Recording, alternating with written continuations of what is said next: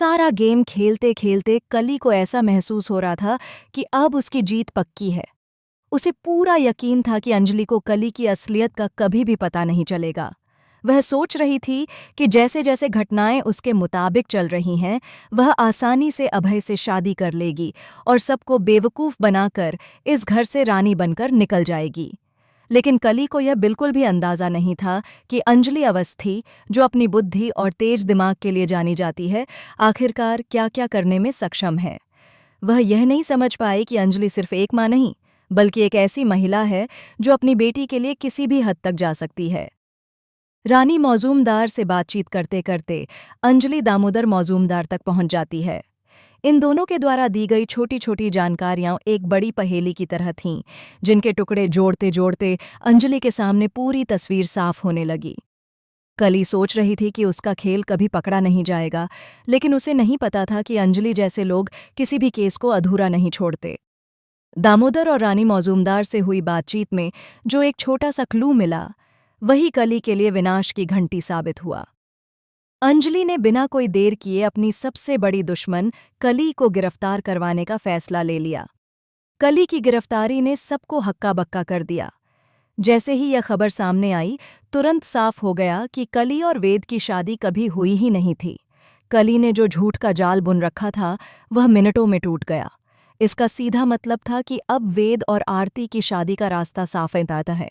लेकिन कहानी में ट्विस्ट तब आया जब रानी मौजूमदार ने एक बड़ा धमाका किया। उसने शगुन की थाली घर भेजी और हर थाली के साथ एक संदेश था। लेकिन सबसे चौंकाने वाली चीज आखिरी थाली में थी, एक प्लेट जिसमें मंगलसूत्र और सिंदूर रखा था।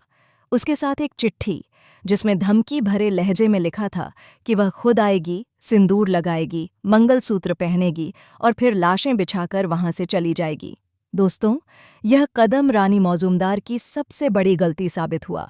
अगर वह कुछ करना चाहती भी तो चुपचाप करती, लेकिन इतने बड़े कदम की घोषणा करना, वह भी अंजलि जैसी अंडरवर्ल्ड डॉन को चेतावनी देकर, ये समझ से परे था। शायद रानी को लगता था कि वह अंजलि अवस्थी को डराकर हरा देगी, लेकिन वह भूल गई कि अंजलि किसी धमकी से नहीं डरती। अंजलि अपनी बेटी से इतना प्यार करती है कि उसने कली की सच्चाई न सिर्फ निकालवाई, बल्कि उसे तुरंत गिरफ्तार भी करवा दिया। वह कोर्ट के ऑर्डर तक अपने हाथ में ले आई ताकि कोई भी कली को छुड़ा न सके। अब अंजलि पूरी कोशिश कर रही है कि आरती और वेद की शादी जल्द से जल्द हो जाए। राजवंशी परिवार भले ही आरती के पिता के कत्ल में शामिल रहा हो, लेकिन वेद की ईमानदारी और आरती की खुशी को देखते हुए अंजलि तय कर चुकी है कि यह शादी होगी।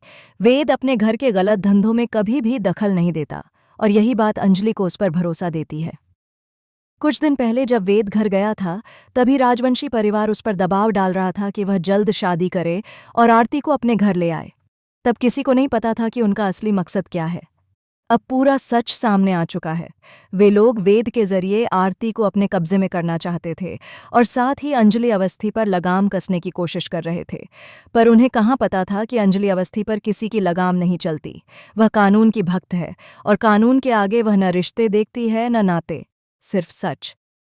तो दोस्तों, अब बड़ा सवाल यही है, क्या कली की गिरफ्तारी के बाद रानी मौजूमदार कोई नया खेल खेलेगी?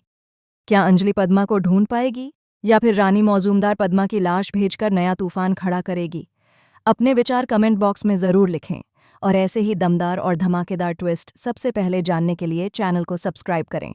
मिलते हैं अगली वीडियो में।